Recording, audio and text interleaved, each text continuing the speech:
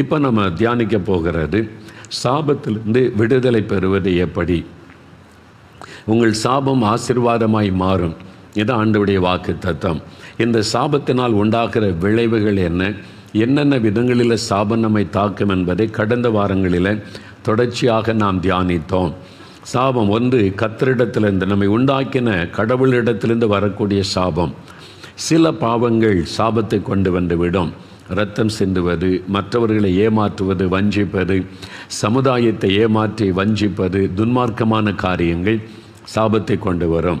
சிலருடைய வாழ்க்கையில் பெற்றோர் செய்த பாவம் தொடர்ச்சியாக அது பரம்பரை சாபமாக தொடரும். 3-4 தலைமுறை வரைக்கும் சாபமாய் தொடரும். அதனால்தான் நிறைய குடும்பத்தில் இந்த சபிக்கப்பட்ட குடும்பம், இது சாபத்துக்குள்ளாயிருக்கிற குடும்பம்னு சொல்லுவாங்க. அந்த குடும்பத்தில் தொடர்ச்சியாக அந்த வியாதி இருக்குது. தொடர்ச்சியாக அவங்க குடும்பத்தில் ஒரு இழப்புகள், ஒரு ஆசீர்வாதமும் கிடையாது அப்படிலாம் சொல்லுவாங்க. அது பரம்பரையாய் தொடர்ந்து வரக்கூடிய சாபம். சில பாவங்கள் சாபமாக தொடர்ந்து வரும். அது கர்த்தரிடத்திலிருந்து வரக்கூடிய சாபம். சாபத்தில் சில காரியங்களை வேதத்தில் வாசித்தோம். கடந்த வாரத்தில் சொன்னேன், தாய் தகப்பனை கண்ணீர் வடிப்பது பிள்ளைகளுக்கு சாபமாகிவிடும். அதனால தான் அவனுடைய மனதை துக்கப்படுத்தக்கூடாது. 2வது, கர்த்தருடைய வேலையை அசதியாய் செய்கிறவன் சபிக்கப்பட்டவன். ஊழியம் செய்த ஆசீர்வாதம் தானே வரும், அப்படி தான் எல்லாம் நினைத்து கொண்டு இருக்கிறோம். வேதத்தை கவனமாக பார்த்தீங்கன்னா, உண்மையும் உத்தமாய் ஊழியம் செய்தால் 1000 தலைமுறைக்கும் ஆசீர்வாதம். அதே சமயத்தில் கர்த்தருடைய வேலையை, ஊழியத்தை அசதியாய் செய்கிறவன், பணத்துக்காக, புகழுக்காக, பேருக்காக, சுயநலத்துக்காக ஊழியம் செய்தால் அது சாபத்தை கொண்டு வந்துவிடும். வசனமே சொல்லுகிறது, கர்த்தருடைய வேலையாய் அசதியாய் செய்கிறவன் சபிக்கப்பட்டவன் என்பதாக வசனம் தெளிவாய் சொல்லுகிறாரு. அதற்கு 1 சாமுவேல் 2 அதிகாரத்தில் 1 சாமுவேல் 2 அதிகாரம் நீங்கள் 29 வசனத்தில் வாசித்து பார்த்தீங்கன்னா, ஏலி என்ற ஆசாரியன், அவன் தான் சாமுவேலுடைய பிறப்பை குறித்து தீர்க்க தரிசனமாக அந்நாளுக்கு சொல்லி அனுப்புகிற ஒரு மனிதன். ஏலி ஒரு பெரிய ஆசாரியன், ஊழியக்காரன். ஆனால் அவனுடைய பிள்ளைகள் தேவாலயத்தில் தவறாக நடக்கிறாங்க. கர்த்தருடைய பலிகளை தவறாக பயன்படுத்துகிறாங்க. அங்கே வரக்கூடிய பெண்களோட தவறாக நடக்கிறாங்க. பெரிய பாதிப்பை சமுதாயத்தில் உண்டாக்கி கர்த்தருடைய நாமத்திற்கு இழுக்கை உண்டாக்கினாங்க. ஆண்டவர் கடிந்து கொண்ட போதும் ஏலி தன் பிள்ளைகளை கண்டிக்கவில்லை. சும்மா சொல்கிறார், அவ்வளோதான். கண்டித்து இது தேவனுடைய ஊழியத்தில் இது செய்ய முடியாது, நீ இதை ஏற்றுக்கொள்ள முடியாதுன்னு எதிர்த்து இருக்கலை. அதனால் ஆண்டவர் என்ன சொல்கிறார் பாருங்கள், நிறைய குடும்பத்தினுடைய பிள்ளைகள், அந்த பாஸ்டர்மார்கள், போதகர்கள், என்னை போல சுவிசேஷகர்கள், ஊழியக்காரங்க யாராக இருந்தாலும் சரி, நீங்கள் அறிந்து கொள்ளணும், ஒன்று ஆசீர்வாதம் அல்லது சாபத்தை உங்களுடைய சந்ததிக்கு கொண்டு வந்து விடும். நீங்கள் பாருங்கள், ஆண்டவர் சொல்கிறார் 33-34 வசனம் 1 சாமுவேல் 2 அதிகாரத்தில் நான் வாசிக்கிறேன் பாருங்கள். இஸ்ரவேலுக்கு செய்யப்படும் சகல நன்மைக்கும் மாறாக என் வாசஸ்தலத்திலே உபத்திரவத்தை காண்பாய். ஒருபோதும் உன் வீட்டில் ஒரு கிழவனும் இருப்பதில்லை. அப்போ என்ன சொல்கிறார் ஆண்டவர், வாலிப வயசில் உன் சந்ததியில் எல்லாரும் மறிச்சிருவாங்க. இளம் வயது மரணம் மாதிரி நடந்து கொண்டே இருக்க குடும்பத்தில் அது சாபம். ஒரு ஊழியக்காரனுக்கு பாருங்கள், ஊழியம் செய்து சாபத்தை தேடி வைத்து விட்டான், சந்ததிக்கே சாபம். என் பலிபீடத்தில் சேவிக்க நான் உன் சந்ததியில் நிர்மூலமாகாதவர்களோ உன் கண்களை பூத்து போக பண்ணவும் உன் ஆத்மாவை வேதனைப்படுத்தவும் வைக்கப்படுவார்கள். உன் வம்சத்தில் உள்ள யாவரும் வால வயதிலே சாவார்கள். கர்த்தர் சொல்லுகிறார். இது கர்த்தருடைய வார்த்தை. ஊழியர்கள் சும்மா ஈஸியாக எடுக்காதங்க. ஊழியத்தை நீங்கள் கவனமாக செய்யாவிட்டால் சாபமாகிவிடும். உம்முடைய நாமத்தினால பிசாசை துரத்தணுமே, உம்முடைய நாமத்தினால் அற்புதம் செய்தோமே, உம்முடைய நாமத்தில் தீர்க்கதரிசனம் உரைத்தோமே. மற்ற 7 அதிகாரம் 21 வசனம் ஏசு என்ன சொல்கிறார், உங்களை எனக்கு தெரியாது, நீங்கள் யாருன்னே எனக்கு தெரியாது அப்படின்னு ஆண்டவர் சொல்லுவதாக பார்க்குறோம். எவ்வளோ பெரிய சாபம். அதனால் ஊழியம் செய்தால் அவரும் ஆசீர்வாதம் வரும்னு நினைக்காதுங்க. உண்மையும் உத்தமாய் ஆத்ம பாரத்தோடு இயேசு சொல்கிறபடி செய்கிற ஊழியங்கள் தான் ஆசீர்வதிக்கப்படும். வெறும் பணத்துக்காக, புகழுக்காக, ஆத்ம பாரம் இல்லாமல், ஆண்டவருடைய விருப்பத்தை அறிந்து கொள்ளாமல் இஷ்டப்படி வெறும் பணத்துக்கு புகழுக்கு ஊழியம் செய்தால், அப்படி நான் செய்தால் கூட எனக்கு ஐயோ, அது எனக்கு சாபம். அதனால் சாபத்தை உங்களுடைய சந்ததிக்கு தேடி வைக்காமல் இந்த நாளிலாவது மன திரும்பி ஒப்பு கொடுக்கணும். 2வது உதாரணம் பாருங்கள், 2 ராஜாக்கள் 5ஆம் அதிகாரம் 2 ராஜாக்கள் 5ஆம் அதிகாரத்தில் எலிசா தீர்க்கதரிசனுடைய வேலைக்காரன், அடுத்து தீர்க்கதரிசியாய் வர வேண்டியவன் கேயாசி. எலிசா கூடவே இருக்கிற அடுத்து அவன் தான் ஆண்டவர் தெரிந்து கொண்ட ஊழியக்காரன், தீர்க்கதரிசியாய் வர வேண்டியவன். அவன் பாருங்க, பணத்துக்கு நாகமானுக்கு பின்னால் போய் தீர்க்கதரிசி சொல்லி அனுப்பினார் என்று வெள்ளியையும் வஸ்திரங்களையும் ஏமாற்றி வாங்கி கொண்டு வருகிறான். அவனுக்கு வெள்ளி மேல் ஆசை, ட்ரெஸ்ஸு மேல் ஆசை, பொய் சொல்லி ஏமாற்றி அவன் வஞ்சனையாக வாங்கி கொண்டு வருகிறான். அப்பொழுது எலிசா அவனை பார்த்து என்ன சொல்கிறான் பாருங்க, 2 ராஜாக்கள் 5ஆம் அதிகாரம் 26, 27 வசனம். அப்பொழுது அவன் இவனை பார்த்து, அந்த மனிதன் நாகமான் உனக்கு எதிர்கொண்டு வர தன் ரதத்திலிருந்து இறங்கி திரும்புகிற போது என் மனம் உன்னுடனே கூட செல்லவில்லையா? பணத்தை வாங்குகிறதற்கும் வஸ்திரங்களையும் ஒலிவத்தோப்புகளையும் திராட்சை தோட்டங்களையும் ஆடு மாடுகளையும் வேலைக்காரரையும் வேலைக்காரிகளையும் வாங்குகிறதற்கும் இது காலமா? ஆகையால் நாகமானின் குஷ்டரோகம் உன்னையும் உன் சந்ததியாரையும் என்றைக்கும் பிடித்திருக்கும் என்றான். உடனே அவன் உறைந்த மழை நிறமான குஷ்டரோகியாகி அவன் சமூகத்தை விட்டு புறப்பட்டு போனான். உடனே குஷ்டரோகம் தாக்கிவிட்டது. கேர்ட்ஸ், சாபம். பார்த்தீங்களா, ஒரு ஊழியக்காரன் தன் சந்ததிக்கே சாபத்தை தேடி வச்சுட்டான். அதான் சொல்கிறாரு, உன்னையும் உன் சந்ததியும் அந்த குஷ்டரோகம் என்றென்றைக்கும் பிடித்திருக்கும். அது மாதிரி அதனால் கர்த்தருடைய ஊழியத்தை செய்கிறவங்க ஜாக்கிரதையை செய்யாட்டா உங்களுடைய சந்ததியை சாபத்துக்குள்ளாக்கிவிடும். அதனால தான் சொல்கிறேன், இந்த சபையில் அரசியல் பண்ணாதங்க, நீங்கள் சபையில் விளையாடாதங்க. சுயநலமாக சபைக்குள்ளே எப்போ நீங்கள் செயல்பட்டீங்களோ சாபத்தை தேடிக்கொள்கிறீங்கன்னு அர்த்தம். உங்கள் சொந்த விருப்பத்தை நிறைவேற்றவும் சுயநலமாய் செயல்படுவதற்கு சபை கிடையாது. நீங்கள் பிஷப்பாக இருக்கலாம், மாடரேட்டாக இருக்கலாம், போதகராக இருக்கலாம், சபை கமிட்டி மெம்பராக இருக்கலாம், யாராக இருந்தாலும் சரி, சுயநலமாக எப்போ நீங்கள் சர்ச்சுக்குள்ளே செயல்படுகிறீங்களோ சாபம் உங்களை மேலே வருகிற ஆரம்பித்து விட்டது என்று அறிந்து கொள்ளுங்க. அது தேவனை துக்கப்படுத்துகிற விஷயம். அங்கே கர்த்தருக்கு தான் முதலிடம், தேவ விருப்பத்துக்கு தான் முதலிடம் கொடுக்கணும். உங்களுடைய சொந்த விருப்பத்தை நீங்கள் என்ன சாக்கு போக்கு சொன்னாலும் தேவன் எல்லாவற்றையும் கவனித்து கொண்டிருக்கிறார். அந்த சாபம் உங்களுடைய சந்ததியை பாதித்து விடும். இந்த துன்மார்க்குரிய தண்டனை உடனே சீக்கிரமாய் நடவாதபடியால் அவருடைய உள்ளம் துன்மார்க்கம் செய்ய துணிகரம் கொள்ளுகிறதுன்னு வேதத்தில் பார்க்கிறோம். உடனே வராது. அதான் கேயாசிக்கு நடந்த மாதிரி இப்போ உடனே நடப்பதில்லை. ஏன்னா இயேசுடைய கிருபை மனம் திரும்ப வாய்ப்பு கொடுக்கிறார், சந்தர்ப்பம் கொடுக்கிறார். அதை கேட்டும் இருதயத்தை கடினப்படுத்தினீங்கன்னா சாபம் வந்து விடும். ஒரு பேராயருடைய மகன், அவர் பேராயர், சபையில் பேராயர் இருந்தவர், அவருடைய பிள்ளைகளுடைய வாழ்க்கையெல்லாம் பாதிக்கப்பட்டு நாசமாகிவிட்டார். மகன் தகப்பனை பார்த்து சொன்னான், எங்களுக்கு சாபத்தை தேடி வச்சிட்டீங்களப்பா, ஊழியம் செய்கிறேன்னு சொல்லி நீங்கள் ஆண்டவருக்கு பிரியமில்லாமல் நடந்து நீங்கள் ஆண்டவரை துக்கப்படுத்தி எங்களை சாபத்தை தேடி வைத்து விட்டீர்களே என்று வேதனையோடு அந்த மகன் அந்த பிஷப்பிடத்தில் சொன்னதை நான் அறிந்தேன். இவ்வளோ வேதனை இல்லை. எனக்கு பிரியமானவளை ஜாக்கிரதை, you cannot play with God. தேவனுடைய சமூகத்தில் விளையாட முடியாது. மோகன்லால் இருந்தால் அதான், யாராக இருந்தாலும் கத்தரிட்டு விளையாட முடியாது. நான் சுயநலமாக சுய பெருமைக்காக ஏன் இஷ்டப்படி நான் இப்படி தான் செய்வேன்னு ஆண்டவுடைய சித்தத்தை நாடாதபடி கர்த்தருடைய ராஜ்யத்தை கட்டுகிற இருதயமில்லாதபடி காணப்பட்டால் சாபம் என்று விடும். அதை நான் அறிந்திருக்கிறேன். வேதம் அதை சொல்லி எச்சரிக்கிறது. அதனால் ஊழியர்களுக்கும் அவருடைய சந்ததிக்கும் சாபம் தொடர்ந்து வந்துவிடும். அதில் பாதிக்கப்பட்ட பலரை நான் பார்த்திருக்கிறேன், அறிந்திருக்கிறேன். கவனம். இந்த சாபத்தினால் உண்டாகிற பாதிப்புகளை குறித்து உபாகம் 28 அதிகாரம், நீ உபாகம் 28 அதிகாரத்தை கவனமாக தியானிச்சிங்கன்னா இது சாபத்தினால் வந்ததா என்பதை நீங்கள் அறிந்து கொள்ள முடியும்.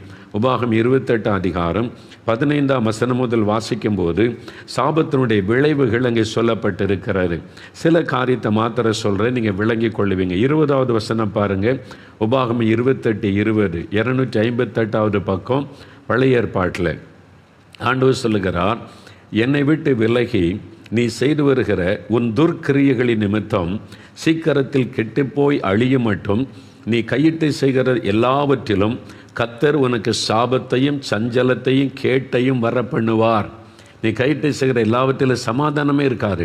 சஞ்சலம், குழப்பம், வேதனை இருந்துக்கிட்டே இருக்கும். கன்ஃபியூஷன் என்று சொல்லப்படுகிறது. அது இருந்து கொண்டே இருக்கும். 27, 28 வசனம் பாருங்கள். நீ குணமாகாதபடி கர்த்தர் உன்னை எகிப்தின் எரிபந்தமான பருக்களுக்கும் மூல வியாதியினாலும் சொறியினாலும் சிறங்கினாலும் வாதிப்பார். அது ஒரு வாதை. அந்த வீட்டில் வந்திருக்குன்னு சொல்லுவாங்கள்ல, வாதை. ஆண்டவர் சொல்கிறாரு, நீ குணமாகாதபடி உன்னை எந்த மருந்து சுகமாக்க முடியாது, எந்த ஆஸ்பத்திரிக்கு போனாலும் சுகமாகாது. அது உன்னை வாதிக்கும். எரிபந்தமான பருக்கள், மூல வியாதி, சொறி, சிறங்கு, அதனால் கர்த்தர் உன்னை வாதிப்பார். சாபம் எப்படி பாதிப்பை உண்டாக்குது, இதை நீ யோசித்து கொள்ளணும். 29வது வசனம் பாருங்கள். உன் வழிகளில் ஒன்றும் உனக்கு வாய்க்காதே போகும். நீ என்ன செய்தாலும் வாய்க்காது. தோல்வி தோல்வி, தடைகள், ஏமாற்றம், ஒன்றும் வாய்க்காது. உதவி செய்வார் இல்லாமல் நீ எந்நாளும் ஒடுக்கப்படுகிறவனும் பறி கொடுக்கிறவனுமாயிருப்பாய். உனக்கு யாரும் உதவி செய்ய மாட்டாங்க. ஐயோ, யாருமே உதவி செய்ய மாட்டேங்கிறாங்களே, அப்படி கலங்குவே. எந்நாளும் ஒடுக்கப்பட்டும் பறி கொடுத்தவனாகவும் இருப்பாய். இதெல்லாம் பாருங்கள் சாபத்துக்கான அறிகுறிகள். நீங்கள் உபாகம் 28 அதிகாரம் ஒவ்வொரு வசனத்தை கவனமாக வாசிங்க. இன்னும் நிறைய காரியம் இருக்குது. நீங்கள் தான் வேதத்தை வாசித்து அறிந்து கொள்ளணும். அதில் எல்லாமே எதை எடுத்தாலும் சாபம்னு சொல்லிடக்கூடாது. நான் தான் உங்களுக்கு திரும்ப திரும்ப சொல்கிறேன். ஒரு வியாதி வந்துட்டால் உடனே சாபம், ஒரு நஷ்டம் வந்துட்டால் உடனே சாபம், அப்படியும் சொல்லக்கூடாது. அதாவது இயற்கைக்கு மேற்பட்ட விதத்தில் மீண்டும் மீண்டும் மீண்டும் தோல்வி, எதை எடுத்தாலும் தொடர்ந்து நஷ்டம், தொடர்ந்து இழப்புகள், தொடர்ந்து மரணங்கள், தொடர்ந்து விபத்துகள். ஆஸ்பத்திரிக்கு போகாதே நாள் இல்லை. சம்பாதிக்கிற பணம் ஆஸ்பத்திரிக்கு போய்கொண்டே இருக்கிறது. இது மாதிரி தொடர்ச்சியான மரணங்களும் பாதிப்புகளும் நஷ்டங்களும் இழப்புகளும் தடைகளும் அவமானங்களும் நிந்தைகளும் தொடர்ச்சியாக வந்து கொண்டே இருந்தால் அது சாபத்தினுடைய அறிகுறி. நீங்கள் அதை அறிந்து கொள்ளணும். என்னப்பா வாழ்க்கையில் ஒரு முன்னேற்றமே வரமாட்டேங்குது, ஒரு ஆசீர்வாதமே நமக்கு இல்லையே, ஒரு உயர்வையே பார்க்க முடியல, ஒரு 4 அடி ஏறினா 8 அடி சறுக்கு தானே காணப்படுகிறாரு, வாழ்க்கையை படி ஒரு கசப்பு, வாழன்ற எண்ணம், இதெல்லாம் சாபத்தினுடைய அறிகுறிகள், சாபத்தினால் உண்டாகிற பாதிப்புகள். இதை வைத்து நீங்கள் அறிந்து கொள்ளலாம் சாபம் நம்முடைய வாழ்க்கையில் கிரியை செய்கிறது என்று. சரி, முதலாவது சொன்ன கடவுளிடத்திலிருந்து வரக்கூடிய சாபம். ரெண்டாவது ஒன்று இருக்குதா? மத்தேயு 27 அதிகாரம் எடுங்க. வேத புஸ்தகத்தில் புதிய ஏற்பாட்டில் மத்தேயு 27 அதிகாரம் 25வது வசனம் பாருங்கள். பைபிளை திருப்பங்க, உங்களுக்கு விளங்கும். மத்தேயு 27 அதிகாரம் 25வது வசனம். அதான் 45வது பக்கம் புதிய ஏற்பாட்டில். இயேசு கிறிஸ்து குற்றமற்றவர், அவரிடத்தில் ஒரு பாவத்தையும் காணவில்லைன்னு சொல்லி பிலாத்து என்கிற கவர்னர் சொல்கிறார், ரோம கவர்னர். நான் விசாரிச்சுட்டேன், இவர்கிட்ட ஒரு தப்பும் இல்லையேன்னா இந்த யூத மத தலைவர்கள் வேதபாரகர், பரிசெயர், அந்த லீடர்ஸ் எல்லாருமே போய் இல்லை இவனை சிலுவையில் அறையணும், இவனை கொல்லணும், ரத்த சிந்தி இவன் மறிக்கணும்னு சொல்கிறாங்க இயேசுவை. கவர்னர் சொல்கிறார், இவர் தப்பே பண்ணலையே, மரணத்துக்கு எதுவான ஒரு குற்றமே இல்லையே, நான் இப்படி இவர் மரண தண்டனை கொடுக்குறாரு, அதெல்லாம் தெரியாது. நீர் அவருக்கு மரண தண்டனை கொடுக்காட்டா நாங்கள் ராயனுக்கு, சீசருக்கு நாங்கள் தெரியப்படுத்துவோம், உன் பதவி போயிடும். அப்போ பதவி போய்விடும் என்பதற்காக அந்த பிலாத்து செய்கிறான். சரி, இந்த ஆள் குற்றமற்றவர் தெரியுது, ஆனால் அவர் சிலுவையில் அறைந்தால் அது இரத்தப்பழி, இந்த இரத்தப்பழி என் மேலே இல்லை, கை கழுவிட்டு நீ உங்கள் பாடு, அதனால் இவனுடைய இரத்தப்பழிக்க நான் பாத்திர நல்லன்னு கை கழுவிட்டார். உடனே இந்த யூத மத தலைவர்கள், லீடர்ஸ் சொல்கிறாங்க பாருங்கள் 25ஆம் வசனம். அதற்கு ஜனங்கள் எல்லாரும் அவங்க தூண்டி விட்டாங்களே, லீடர்ஸ் எல்லாம் சேர்ந்து, இவனுடைய இரத்தப்பழி எங்கள் மேலும் எங்கள் பிள்ளைகள் மேலும் இருப்பதாக என்று சொன்னார்கள். பாருங்கள், யூத மத தலைவர்களும் மக்களும் சொல்கிறாங்க, இயேசுனுடைய இரத்தப்பழி எங்கள் மேலே வரட்டும். இல்லைங்க, இவன் பாவமே செய்யலைங்க, ஒரு குற்றமே செய்யலை, அவனை போய் சிலுவையில் அறி சொல்கிறீங்க, அதெல்லாம் இல்லை, இரத்தப்பழி எங்கள் மேலே வரட்டும், பரவாயில்ல, அவர் கொன்னுருங்க என்பதாய் சொல்கிறாங்க. பார்த்தீங்களா, குற்றமில்லாத ஒரு ரத்தத்தை சிந்த வச்சு கொல்லுவதற்கு அவங்க சொல்கிறாங்க எங்கள் மேலே வரட்டும், எங்கள் பிள்ளைகள் மேலே வரட்டும்னு யூதர்கள் சாபத்தை தங்களுக்கு தாங்களே வருவித்து கொண்டாங்க. இதான் தங்களுக்கு தாங்களே சாபத்தை வருவித்து கொள்ளுவது, தங்களுக்கு தாங்களே வருவித்து கொண்ட அதனுடைய விளைவு கிபி 70 இயேசு சிலுவையில் அறையப்பட்ட 40வது வருஷத்தில் ரோமருடைய படைகள், தீத்துராயுடைய படைகள் எருசலேமை முற்றுகையிட்டார். லட்சக்கணக்கான யூதர்கள் கொல்லப்பட்டார்கள். எருசலேம் வீதிகளில் இரத்த ஆறு ஓடினது. குழந்தைகளை தரையில் மோதி அடித்து கொண்டார்கள். இது சரித்திரம். கிபி 70 இரத்த ஆறு எருசலேமில் ஓடினது. அவங்க தானே சொன்னாங்க, இவருடைய இரத்தப்பழி எங்கள் மேலே வரட்டும்னு, எங்கள் சந்ததியின் மேலே வரட்டும்னு சொன்னாங்க. அதனால தான் இன்றைக்கு வரைக்கும் யூதர்களுக்கு அந்த சாபம் தொடர்ந்து கொண்டே இருக்கிறதை பார்க்க முடிகிறது. அதனால தான் பாருங்கள், 19ஆம் நூற்றாண்டு வரைக்கும், 19ஆம் நூற்றாண்டில் ஹிட்லர், ஜெர்மனி அந்த சர்வாதிகாரி ஹிட்லர் பாருங்கள், லட்சக்கணக்கான யூதர்களை கொன்று குவித்தான். உலகத்திலே அதிகமான இப்படி கொல்லப்பட்டவங்க யூதர்கள் தான். ஏன்னா அந்த இரத்தப்பழி அவங்க எங்கள் மேலே, எங்கள் பிள்ளைகள் மேலே வரட்டும்னு அவங்கள ஏற்றுக்கொண்டாங்க. அவங்களுடைய வாயினால். நீதிமொழிகள் 18:21 வாசிங்க, பைபிளை திருப்புங்க. நீதிமொழிகள் 18ஆம் அதிகாரம் 21வது வசனம் பாருங்கள். மரணமும் ஜீவனும் நாவின் அதிகாரத்தில் இருக்கும். மரணமும் ஜீவனும் நம்முடைய நாவின் வார்த்தையில் அதிகாரத்தில் இருக்கிறது. நம்முடைய வார்த்தையில் மரணமும் இருக்கிறது, ஜீவனும் இருக்கிறது. அதனால் வாயின் வார்த்தைகளை குறித்து ஜாக்கிரதையாக இருக்கணும். நிறைய பேர் இந்த வாயின் வார்த்தையினால தங்களுக்கு சாபத்தை தேடிக்கொள்ளுவாங்க. அதனால தான் வாயின் வார்த்தையுடைய பேச்சு சுருக்கமாக இருக்கணும், கவனமாக இருக்கணும். வேதம் எச்சரிக்கிறது. கண்டதையும் பேசக்கூடாது, இஷ்டப்படி பேசக்கூடாது, அது உங்களுக்கு சாபமாகிவிடும். உங்களுடைய வாயின் வார்த்தையில் மரணமும் இருக்குது, ஜீவனும் இருக்கிறது. ஒரு சமயம் ஒரு சகோதரி எனக்கு கடிதம் எழுதியிருந்தாங்க. அவங்க என்னென்னா, அவங்களுக்கு திருமணம் ஆயிற்று, நல்ல ரட்சிக்கப்பட்ட சகோதரி. அவருக்கு கணவர் கிறிஸ்தவர் தான். திருமணம் ஆயிற்று, அவங்களை கர்த்தர் ஆசீர்வதித்தார், அவங்க கர்ப்பம் தரித்தார்கள். ரொம்ப சந்தோஷமாக கணவர் விட்டு வந்து கர்த்தர் என் கர்ப்பத்தை ஆசீர்வதித்து விட்டார்னு சொன்ன உடனே கணவர் என்ன வார்த்தை சொன்னார் தெரியுமா? இந்த குழந்தை வேண்டாம், இந்த குழந்தை வேண்டாம், அதை அழிச்சிரு. ஒரு கணவன் வாயிலிருந்து வந்த வார்த்தை. அவங்க சொல்கிறாங்க, என்ன இப்படி சொல்கிறீங்க? குழந்தை என்பது கர்த்தர் கொடுக்குற ஆசீர்வாதம், ஆண்டவர் கொடுக்குற ஆசீர்வாதம், அதை அழிக்கக்கூடாது. அவர் சொன்னார், இல்லை இப்போ வேண்டாம், நமக்கு கொஞ்சம் 5 வருஷம் கழிக்கட்டும், நம்மெல்லாம் செட்டில் ஆகட்டும், பணம்லாம் சம்பாதிச்சு செட்டில் ஆன பிறகு குழந்தை பிறந்தா போதும், இப்போ வேண்டாம், 5 வருஷம் கழித்து கிடைச்சா போதும், இந்த குழந்தை அழிச்சிரு, குழந்தை வேண்டாம். அவங்க சொன்னாங்க, அப்படி முடியாது, இது கர்த்தர் கொடுத்தது, அதை அழிச்சா அது பாவம், உருவான குழந்தை அழிப்பது பாவம்னு இந்த சகோதரி போராடுறாங்க. ஆனால் அந்த கணவர் விடலை. கிறிஸ்தவராக இருந்தும் துணிகரமாக தினம் வாதிப்பு, மனைவியை வாதிச்சு நீ குழந்தை அழிக்கலாம், டைவர்ஸ் பண்ணிடுவேன், என் கூட வாழ முடியாதெல்லாம் சொல்லி பயங்கரமாக தொந்தரவு கட்டாயப்படுத்தி ஆஸ்பத்திரிக்கு கொண்டு போய் கர்ப்பத்தை அழித்து விட்டார். அவங்களுக்கு ரொம்ப துக்கம். ஆண்டவர் கொடுத்த ஒரு ஆசீர்வாதத்தை இந்த ஆள் வேண்டாம் என்று அழித்து விட்டாரே என்று. ஆனால் அவருடைய தொந்தரவு அவரே போய் கட்டாயப்படுத்தி கொண்டு போய் அவளை வேதனைப்படுத்தி அழித்து விட்டார். இப்போது 5 வருஷம் கழித்து பெற்றுக்கலான்னு சொன்னார்ல, 15 வருஷம் ஆகிவிட்டார், குழந்தை இல்லை. இப்போ எத்தனையோ ஆஸ்பத்திரி எங்கெங்கே கூட்டிகிட்டு போகிறார், குழந்தை இல்லை. அந்த சகோதரி எனக்கு கடிதம் எழுதும்போது அந்த கடிதத்தில் சொல்லியிருந்தாங்க, பிரதர் எவ்வளவோ நான் அழுதேன், கெஞ்சின் அவர்கிட்ட இது தப்பு, இதை பாவம் வேண்டான்னு சொல்லி அவர் கேட்கலை. அந்த வேண்டாம் இந்த குழந்தைனார். அவருடைய வாயின் வார்த்தையின்படி இன்றைக்கு வரைக்கும் எங்கள் குழந்தை தரலை ஆண்டவர். நீ தானே சொன்ன வேண்டான்னு சொல்லி, நான் கொடுத்த ஆசீர்வாதத்தை வேண்டான்னு இல்லை. 15 வருஷம் ஆகிவிட்ட குழந்தை. இப்போது எனக்கு என் கணவர் மேலே வெறுப்பு வந்து விட்டார். அவரோடு வாழவே எனக்கு பிடிக்கவில்லை, ஒரு சந்தோஷமே இல்லை. இவர் கர்த்தருக்கு விரோதமாய் ஒரு பாவத்தை செய்த மனிதன் என்று அவருக்குள்ள எனக்கு வெறுப்பு தான் காணப்படுகிறது என்று. அதான் உண்மை. அந்த சாபம் பாருங்கள், அந்த குடும்பத்தின் சந்தோஷம் சமாதானம் எல்லாம் போய்விட்டது. பணம் இருக்கலாம், கார் இருக்கலாம், வீடு இருக்கலாம், நான் சம்பாதிச்சேன், செட்டில் ஆகிட்டேன்னு சொல்லலாம். சாபம். கர்ப்பத்தில் உருவான குழந்தையை அழிப்பது சாபம். கிறிஸ்தவ பெற்றோர் உங்களுடைய பிள்ளைகளை இதில் கண்டிக்காவிட்டால் நீங்களும் சாபத்துக்கு பங்காளிகள். அதனுடைய விளைவை நீங்கள் சந்திக்க வேண்டியது வரும். உங்களுடைய மகனோ மகளோ இந்த பாவத்தை செய்கிற கண்டிக்கணும். இது தப்பு, இது ஆண்டவருக்கு விரோதமான பாவம்னு சொல்லணும். நீங்கள் சொல்லாமல் பிள்ளைகளுக்கு ஜால்ரா போட்டிங்கன்னா அந்த சாபம் உங்கள் கண் முன்னால் உங்களுடைய பிள்ளைகளுடைய வாழ்க்கை அழிவதை நீங்கள் பார்ப்பீங்க. சாபம். எப்படி ஒரு குழந்தை அழிக்க முடியும்? உங்களுக்கு தெரியுமா? கருவில் ஒரு குழந்தை உருவாகி அழிச்சிட்டா அந்த குழந்தை பரலோகத்தில் இருக்குது தெரியுமா உங்களுக்கு? நிறைய குட்டி குட்டி பிள்ளைகள்லாம் இருக்காங்களா கர்ப்பத்தில் அழிக்கப்பட்ட. நாளைக்கு ஆண்டோருக்கு முன்னால் போனால் அந்த பிள்ளை சொல்லலை, இவன் தான் என்னை அழித்தவன், இதுதான் காரணம். எப்படி பரலோகத்து போக முடியும்? பரலோகத்து போக முடியாது. குழந்தை அழித்த ஒரு கொலைகாரன், ஒரு கொலைகாரி எப்படி பரலோகத்து போக முடியும்? அது கொலை. கருவில் உருவான ஒரு குழந்தை அழிப்பது ஒரு கொலைக்கு சமம். அதனால் அறிந்து கொள்ளுங்க, அது சாபத்தை கொண்டது, வாயினால் உண்டான சாபம். வேண்டான்னு சொன்னார்ல, எனக்கு வேண்டான்னு சொல்லி. எனக்கு ஒரு ஊழியக்காரன் நண்பர் உண்டு. ஒரு சமயம் ஒரு அனுபவத்தை சொன்னார். ஒரு ஊழியத்துக்கு போயிருக்கும்போது ஒரு சகோதரி ஒரு குழந்தை கொண்டு வந்தாங்க. அது அழுதுகிட்டே இருக்குது, வியாதிப்பட்டு எலும்பும் தோலும் ஒரு மாதிரி இருக்குது. ஐயா, எத்தனையோ ஆஸ்பத்திரி கொண்டு போயிட்டேன், எங்கெங்கேயோ பார்த்துட்டேன், குழந்தை சுகமாகலை, கஷ்டப்படுத்திக்கிட்டே இருக்கேன், குழந்தையோட சுகத்துக்காக ஜெபம் பண்ணுங்க அப்படின்னு சொல்லி கையில் கொடுத்தோன்னே அந்த குழந்தையை பார்க்குற எலும்பும் தோலுமாக கஷ்டப்பட்டு அழுது கொண்டே இருக்கிறது, வியாதிப்பட்ட குழந்தை.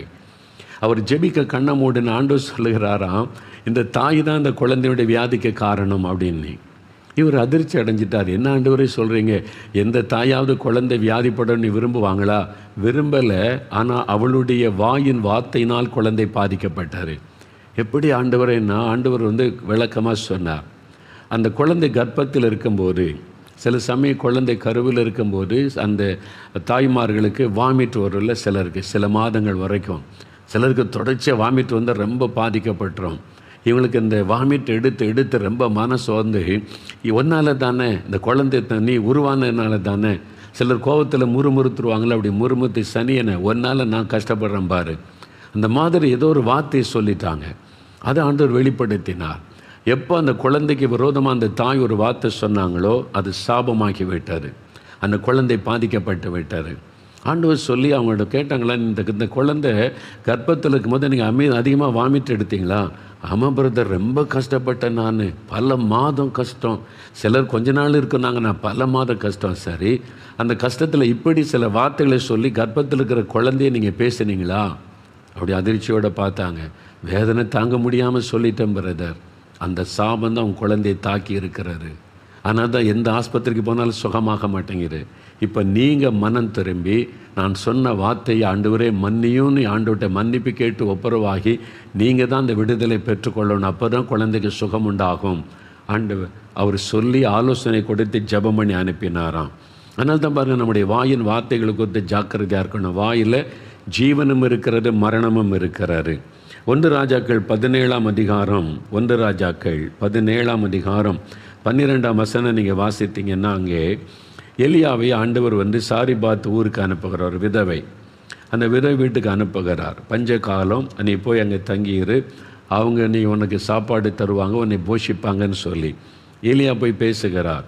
நீ ஒரு விதவை, ஒரு பையன் இருக்கிறான், எனக்கு ஒரு முதல் ஆடை எனக்கு சுட்டு கொண்டு வான்னு சொன்னான்.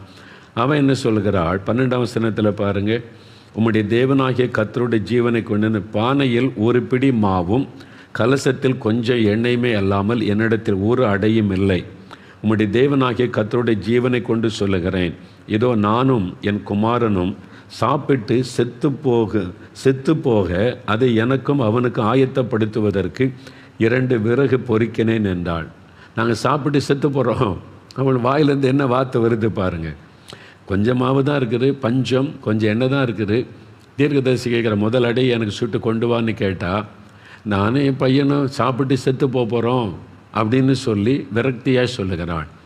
அந்த மரணம் என்கிற வார்த்தை நாவில வந்ததில்லை, அந்த பிள்ளை செத்து போச்சு. கொஞ்ச நாளில் மகன் இறந்துட்டான். அவருடைய வாயின் வார்த்தையின்படியே மரணம். அதனால தான் அவனுடைய வாயில் ஜீவனும் இருக்கிறது, மரணமும் இருக்கிறது. பெற்றோர் உங்களுடைய பிள்ளைகளை சபிச்சிட்டிங்கன்னா அந்த பிள்ளைகள் பாதிக்கப்பட்டுருவாங்க. அதனால தான் பிள்ளைகளை நாயை பேயெல்லாம் திட்டக்கூடாது. நாயை பேயை தான் அப்புறம் வளரும். உங்கள் வாயின் வார்த்தை வெடி பிள்ளை பாதிக்கப்படும். அப்படி சொல்லக்கூடாது. நீ முட்டாள், மக்கு, ஒன்றுக்கு உதவாதவன், இந்த வார்த்தை சொல்லக்கூடாது. அவனை பாரு, இவளை பாரு, அவங்கெல்லாம் எப்படி இருக்காங்க, நீ ஒன்றுக்கு உதவ மாட்டேன், மாடு மேய்க்கத்தில் ஆக்கி இந்த வார்த்தையெல்லாம் சொல்லக்கூடாது. ஆசீர்வாதமான வார்த்தை பேசுங்க. நீ நல்லா இருப்ப, இப்போ கொஞ்சமாக இருக்குது, நல்ல படி, நிறைய மார்க் எடுத்துருவ, நீ சாதிப்ப, நீ வெற்றி பெறுவ. ஆசீர்வாதமான வார்த்தை பேசணும். சாபமான வார்த்தை, தோல்வியான வார்த்தை, பிள்ளைகளுடைய உள்ளத்தை காயப்படுத்துகிற வார்த்தைகளை பேசக்கூடாது. நீ நாசமாக போயிடுவ, ஒன்றும் இல்லாமல் போயிடுவ, நீ பாரு, அப்படிலாம் வார்த்தைகளை பெற்றோர் பிள்ளைகளை பார்த்து சொல்லக்கூடாது. அந்த வாயின் வார்த்தையில் ஒரு வல்லமை இருக்கிறது, மரணமும் இருக்கிறது, ஜீவனும் இருக்கிறது. இப்படி தங்களுக்கு தாங்களே தங்கள் குடும்பத்திற்கு சாபத்தை உண்டாக்கி கொண்டவர்கள் கூட நிறைய பேர் இருக்கிறாங்க. அந்த குடும்பத்தில் தான் இருப்பாங்க. இந்த குடும்பம் விளங்குமா அப்படிம்பாங்க. இந்த மாதிரி இருக்குது, நீங்களே விளங்குமான்னு சொன்னால் அந்த குடும்பம் பாதிக்கப்பட்டு போயிடும். உங்கள் வாயின் வார்த்தையில் ஒரு வல்லமை இருக்கிறது என்பதை அறிந்து கொள்ளுங்கள். மரணமும் இருக்கிறது, ஜீவனும் இருக்கிறது. அதனால தான் தற்கொலை செய்ய போகிறேன், செத்து போகிறேன், இந்த வார்த்தை சொல்லக்கூடாது. யாராவது பிள்ளைகள் பேசினா உடனே கண்டித்து அதை வாபஸ் வாங்க வைக்கணும். அப்படி சொல்லாத, நீ வாழணும், ஆண்டவர் நல்லா வைப்பார்னு சொல்லு, அப்படி சொல்லணும்.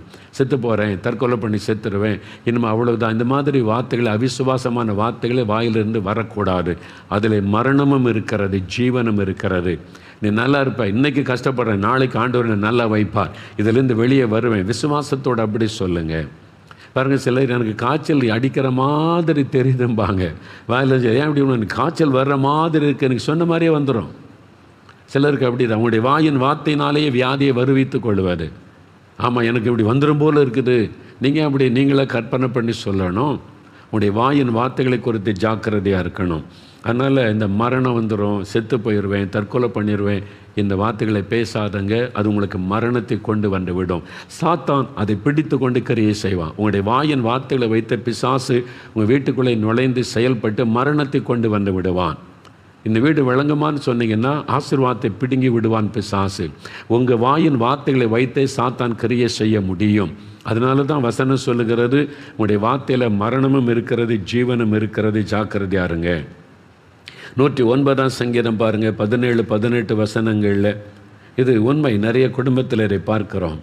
109 சங்கீதம் 17-18 வசனம், 741 பக்கம் பழைய ஏற்பாட்டில் பாருங்கள். சாபத்தை விரும்பினான், அது அவனுக்கு வரும். அவன் ஆசீர்வாதத்தை விரும்பாமற் போனான், அது அவனுக்கு தூரமாய் விலகி போகும். சிலர் சாபத்தை பற்றி பேசுகிறது, சாபத்தை விரும்புகிறது. நான் சாபமாக இருந்தால் பரவாயில்ல, அவங்க விரும்பி விரும்பி சாபத்துக்குள்ளாயிருவாங்க. சாபத்தை அவன் தனக்கு அங்கியாக உடுத்தி கொண்டான், அது அவன் உள்ளத்தில் தண்ணீரை போலவும் அவன் எலும்புகளில் எண்ணெய் போலவும் பாயும். சாபம் எப்படிலாம் வருது பாருங்கள். அதனால தான் அந்த வார்த்தையில் இருக்கிற சாபம், அதை குறித்து நீங்கள் கவனமாக எச்சரிக்கையாக இருக்கணும். ஆதியாகமம் 12 வசனத்தில் ஆபிரகாமை அழைக்கும்போது ஆண்டவர் சொல்கிறாரு, உன்னை ஆசீர்வதிக்கிறவளை நான் ஆசீர்வதிப்பேன், உன்னை சபிக்கிறவனை சபிப்பேன். அப்படின்னா உன்னை சபிக்கிறவன் சபிக்கப்பட்டிருப்பான். சிலரை தேவன் அழைக்கும்போது கர்த்தர் அவங்களோடு உடன்படிக்கை பண்ணியிருப்பார். ஊழியக்காரனாக, ஒரு விசுவாசியாக, தேவ பிள்ளையாக அழைத்து உடன்படிக்கை பண்ணியிருப்பார். அப்படிப்பட்டவங்களை நீங்கள் சபிச்சிங்க, அவங்க வேதனைப்படும்படி ஏதாவது செய்தீங்கன்னா அந்த சாபம் உங்கள் மேலே, உங்களுடைய குடும்பத்தின் மேலே வந்துடும். அதான் ஆண்டவர் சொல்கிறார், உன்னை சபிக்கிறவன் சபிக்கப்பட்டு போவான் என்று ஆண்டவர் சொல்கிறார். அதான் மிரியாம் செய்தார். மிரியாம் எண்ணாகமம் 12 வசனத்தில் மோசைக்கு விரோதமாய், சொந்த சகோதரி மிரியாம், அவனும் ஒரு தீர்க்கதரிசி ஊழியக்காரி தான், மோசைக்கு விரோதமாக பேசுகிறாள். ஆண்டவர் சொல்கிறாரு, என் ஊழியக்காரனுக்கு விரோதமாய் பேச உனக்கு பயமில்லாமல் போனது என்ன? உனக்கு எப்படி தைரியம் வந்துச்சு இப்படி பேசுவதற்கு? உடனே சாபமாகி விட்டார். 10வது வசனம் சொல்லுகிறாரு, அவள் குஷ்டரோகி ஆனாள், சாபம் உடனே தாக்கி விட்டார்.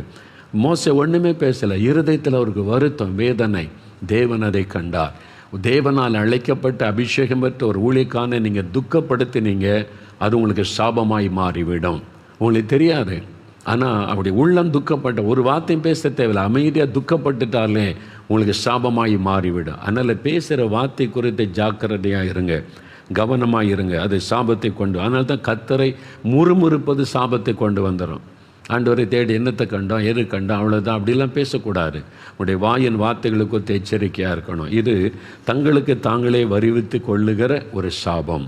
சரி, இப்போது தேவனிடத்திலிருந்து சாபம், ஏதோ ஒரு பாவம் செய்துட்ட சாபம், என் முன்னோருடைய பாவத்தினால சாபம் தொடருது. நான் என்னை யாரும் சபிச்சிட்டாங்க, சிலர் என்னால் பாதிக்கப்பட்டு நான் சாபத்துக்குள்ளாயிட்டேன், என் வார்த்தையினாலே எனக்கு சாபம் ஆயிட்டு. இப்போ விடுதலை பெறுவது எப்படி? நான் சாபத்துக்குள்ளே இருக்குது தெரியுது, நான் தப்பு பண்ணிட்டேன், பாவம் செய்துட்டேன், முன்னோருடைய பாவம் சாபமாக தொடருது, அந்த பாதிப்பு வந்துக்கிட்டே இருக்குது. விடுதலை பெறுவது எப்படி? இதுதான் முக்கியம். நல்லா கவனிங்க. சாபத்திலிருந்து விடுதலை பெறுவது எப்படி? கலாத்தியர் 3:13 வசனம் எடுத்துக்கொள்ளுங்க. நான் உங்களுக்கு சொல்கிறேன். இப்போ தான் முக்கியமான நேரம், நல்லா கவனிங்க. ஏதோ ஒரு விதத்தில் சாபத்துக்குள் ஆயிட்டீங்க, சாபம் குடும்பத்தை தாக்கி இருக்குது, ஒரு ஆசீர்வாதமும் இல்லை, நன்மையும் இல்லை. சாபத்தினால் வந்த வியாதி தொடர்ந்துக்கிட்டே இருக்குது, சாபத்தினால் வந்த தரித்திரம் தொடருது, கடன் பிரச்சனை தொடருது, பயமும் கலக்கமும் ஒரு வெறுப்பும் கசப்பும் காணப்படுது, நிம்மதியே இல்லை, ஒரு ஆசீர்வாதம் வீட்டில் இல்லை. இப்போ இதிலிருந்து விடுதலை பெற்று ஆசீர்வாதமாக இருப்பது எப்படி? அதுதான் சொல்லித்தரேன் உங்களுக்கு. ஒரு 4 காரியம் நல்ல கவனமாக கேட்டு நம்ம ஜெபிக்க போகிறோம். நல்ல கவனிங்க. முதலாவது, விசுவாசிக்கணும். விசுவாசியுங்க. எதை விசுவாசிக்கணும்? இயேசு கிறிஸ்து எனக்காக சிலுவையில் சாபம் ஆனார், அவர் என் சாபத்தை மாற்ற வல்லமை உள்ளவர் என்று விசுவாசிக்கணும். கலாத்தியர் 3:13 வசனம் வேத புஸ்தகத்தில் புதிய ஏற்பாட்டில் 259 பக்கம் 3 வசனம் பாருங்கள். மரத்திலே தூக்கப்பட்ட எவனும் சபிக்கப்பட்டவன் என்று எழுதியிருக்கிறபடி கிறிஸ்து நமக்காக சாபமாகி நியாயப்பிரமாணத்தின் சாபத்திற்கு நம்மை நீங்களாக்கி மீட்டு கொண்டார். கிறிஸ்து நமக்காக சிலுவையில் சாபமானார். இதுதான் நீங்கள் விசுவாசிக்கணும். இந்த சாபத்திலிருந்து விடுதலை பெற ஒரே வழி, பணம் கொடுத்தெல்லாம் சாபத்திலிருந்து விடுதலை பெற முடியாது, தான தர்மம் பண்ணிலாம் சாபத்திலிருந்து விடுதலை பெற முடியாது, சாபத்துக்கு நீ பரிகாரம் நீ பணம் செலவு பண்ணிலாம் நீங்கள் மாற முடியாது. உங்களுக்காக சிலுவையில் சாபமான ஒருவர் இருக்கிறார். அவரால் தான் உங்களுடைய சாபத்தை ஆசீர்வாதமாய் மாற்ற முடியும், சாபத்தினுடைய வல்லமையை முறிக்க முடியும், சாபத்திலிருந்து விடுதலை கொடுக்க முடியும். ஏன்? இயேசு சிலுவையிலே நமக்காக சாபம் ஆனார் என்று வேதம் சொல்லுகிறாரு. அதை நீங்கள் விசுவாசிக்கணும். அவ்வளோதான். எப்படி சொல்கிறீங்க அப்படின்னு கேட்டிங்கன்னா, மத்தேயு 27 29-30 வசனங்களை நீங்கள் வாசிக்கும்போது, இயேசுவை சிலுவையில் அறையப்பதற்கு முன்பாக ரோம போர் சேவகர்கள் அவரை அடித்து காயப்படுத்தி சிறுமைப்படுத்தி வேதனைப்படுத்தி கொண்டிருந்தாங்க. வாரினால் அடித்து ரத்தம் சிந்தப்பட்டு கொண்டிருந்தது. அந்த சமயத்தில் 29-30 வசனம் பாருங்கள். முள்ளுகளால் ஒரு முடியை பின்னி இயேசுவின் சிரசின் மேல் வைத்து அவர் வலது கையில் ஒரு கோலை கொடுத்து இயேசுவுக்கு முன்பாக முழங்காற்படியிட்டு, யூதருடைய ராஜாவே வாழ்க என்று அவரை பரியாசம் பண்ணினார்கள். 30வது வசனம். இயேசுவின் மேல் துப்பி அந்த கோலை எடுத்து அவர் சிரசில் அடித்தார்கள். முள்ளுகளினால் ஒரு முடியை பின்னி, இவர் ராஜான்னு சொல்கிறாங்களே மக்கள் எல்லாம், ராஜாவுக்கு கிரீடம் வைப்பன்னு முள்ளுகளால் ஒரு முடியை பின்னி தலையில் வச்சு கோலை வச்சு அடிக்கிறாங்க. அந்த முற்கள் தலையில் அப்படியே பதிகிறது. இஸ்ரவேல் தேசத்தில் பலவிதமான முற்கள் இருக்கிறது.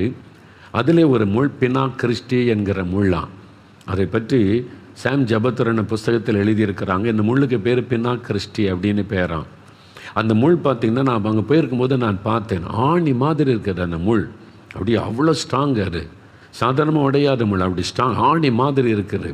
அந்த முள்ளை தலையில் வச்சு, அந்த முள்முடியை வச்சு கோலினால் அடித்தா அந்த முற்கள் அப்படியே தலைக்குள்ளே பதிந்து முகமெல்லாம், இயேசுடைய முகமெல்லாம் ரத்தம் அடிக்கிறது. அது மாத்திரம் இல்லை, அந்த முற்கள் விஷத்தன்மை உள்ளது. நம்ம ஊரில் கூட எங்கள் கிராமத்தில் நிறைய உடமுள்ளுன்னு சொல்லுவாங்க. உடமுள் அது சாதாரணமாக இருக்கும், குத்துனா கூட ஒடிஞ்சிடும். அதை எடுத்து போட்டு அது நம்ம ஊக்க வச்சு எடுத்துருவோம் அந்த முள்ளை. ஆனால் காரமுள்ளுன்னு ஒரு முள் இருக்குது, அது பேர் காரமுள்ளுன்னு சொல்லுவாங்க. அது யானி மாதிரி இருக்கும். அது குத்துச்சுன்னு வைங்களேன், விஷம் ஏறின மாதிரி இருக்கும், உடம்பில் அவ்வளோ வலி இருக்கும். அந்த விஷயத்தை முறிக்க நான் சின்ன பெண்ணாக இருக்கும்போதெல்லாம் இங்கே பாட்டி அந்த முள்ளை எடுத்துட்டு எண்ணெயை காய்ச்சி அந்த காயத்தில் ஊற்றுவாங்க. எதுக்குன்னா விஷத்தை முறிக்கணும், இல்லைன்னா அந்த விஷம் உங்களுடைய காலில் இருக்கும் என்று. அந்த முள்ளில் கூட விஷம் இருக்கிறாரு. கிராமத்தில் உள்ளவங்களுக்கு அது தெரியும். நான் அதை பார்த்துருக்கேன், சின்ன வயசில் அனுபவிச்சிருக்கிறேன்.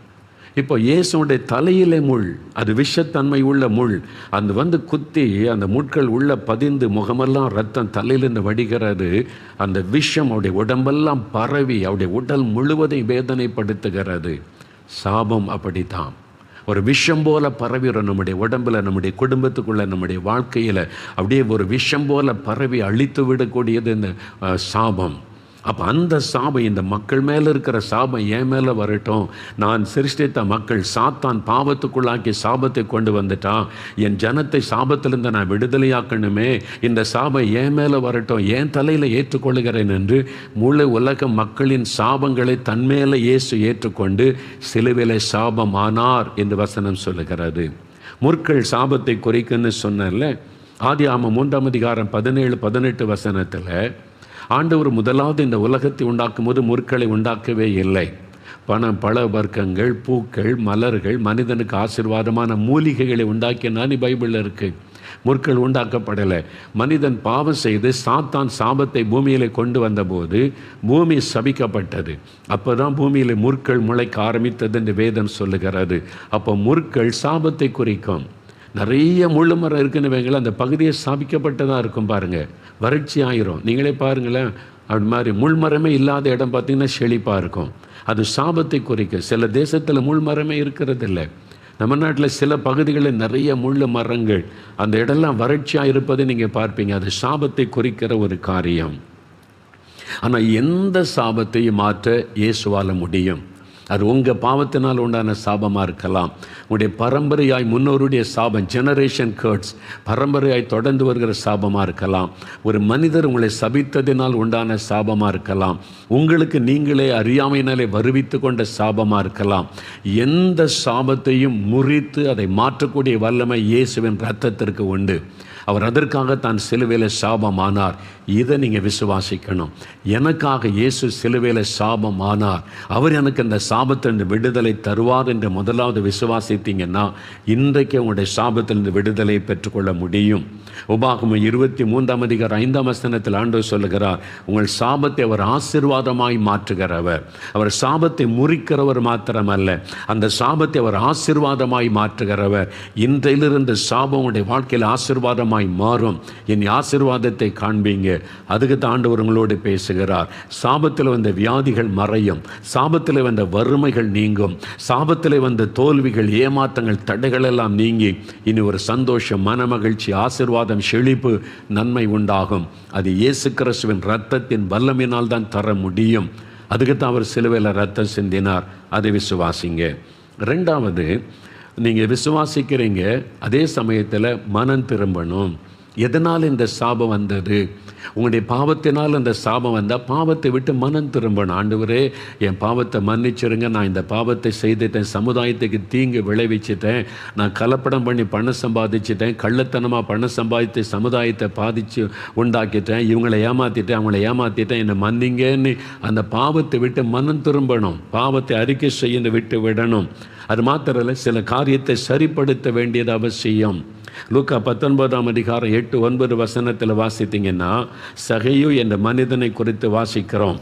அவன் ஒரு சபிக்கப்பட்டவனாய் அந்த ஊர் மக்களால் காணப்பட்டான். அவன்கிட்ட யாரும் பேச மாட்டான். அநியாய சம்பாத்தியம், அதிகமாக வரி வசூல் பண்ணி மக்களை ஏமாற்றி உறிஞ்சுகிறவனாக இருந்தான். அதாவது இந்த காலத்தில் சொன்னால் லஞ்சம் ஊழல் பண்ணுகிற அதிகாரி அவன் இருந்தான். அதனால் மக்கள் எல்லாம் அவனை வெறுத்தாங்க. இப்போது அவனுக்கு நிம்மதி இல்லை, சமாதானம் இல்லை, வீட்டில் ஆசீர்வாதம் இல்லை, சாபம் தொடருகிறது. இப்போ இயேசு கிறிஸ்துவிட்ட போனால் சாபம் மாறின்னு வந்தானா, இப்போ அவன் என்ன சொல்லுகிறான்? சகையன் என்று இயேசுவை நோக்கி, ஆண்டவரே, என் ஆஸ்திகளில் பாதியை நான் ஏழைகளுக்கு கொடுக்கிறேன். நான் ஒருவனிடத்தில் எதையாகிலும் அநியாயமாய் வாங்கினது உண்டானால் நாலத்தனையாக திரும்ப செலுத்துவேன். யார்கிட்டையாவது ஏமாற்றி அநியாயமாக வாங்கியிருந்தால் 4 மடங்காக திரும்ப கொடுக்கிறேன். 1000 ரூபாய் ஏமாற்றி இருந்தால் 4000 ரூபாயை திருப்பி தருகிறேன். பார்த்தீங்களா? அப்படி சொல்லுகிறான். அந்த சாபம் மாறுவதற்கு அவன் சில காரியங்களை சரிப்படுத்துகிறான். அநியாயமாக சம்பாதிச்சிருந்தால் அந்த பணம் வீட்டில் இருக்க வரைக்கும் சாபம் போகாது, அதை சரிப்படுத்தணும். அடுத்தவங்க பொருள் உங்கள் வீட்டில் இருந்தால் அந்த சாபம் போகாது, கிளியர் பண்ணணும். உங்கள் மூலமாக யாராவது பாதிக்கப்பட்டிருந்தால் அவங்களோட ஒப்புரவாகி சரிப்படுத்தி கொள்ளணும், மன்னிச்சிடணும், மன்னிப்பை பெற்றுக்கொள்ளணும். இதெல்லாம் செய்யும்போது தான் சாபத்திலிருந்து விடுதலை உண்டாகும். சரிப்படுத்தி கொள்ளணும். ஸ்மித் விக்கில்ஸ்வொர்த் என்ற தேவ மனிதர் கடந்த நூற்றாண்டில் இங்கிலாந்து தேசத்தில் தேவனால் வல்லமையாய் பயன்படுத்தப்பட்டவர். விசுவாச அப்போஸ்தலன் என்று அழைக்கப்பட்டவர். கர்த்தர் கொண்டு பலத்த அற்புதங்களை செய்தார். ஒரு சமயம் ஒரு கூட்டத்தில் பிரசங்கம் முடித்து ஜெபிக்க அநேகர் வரிசையாக வரும்போது ஒவ்வொருவருக்காக ஜெபம் பண்ணினார். அவர் கரமைத்து ஜெபிக்கும் போது பலத்த அற்புதம் நடக்கும்.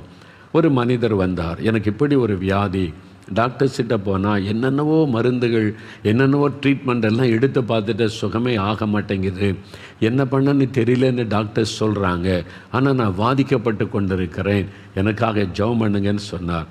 இந்த ஸ்மித் விக்கில்ஸ் சொன்ன தேவ மனிதர் அவருக்காக ஜெபிக்க கண்ணை மூடின போது திடீர்னு ஆண்டவர் ஒரு காட்சியை காண்பித்தார்.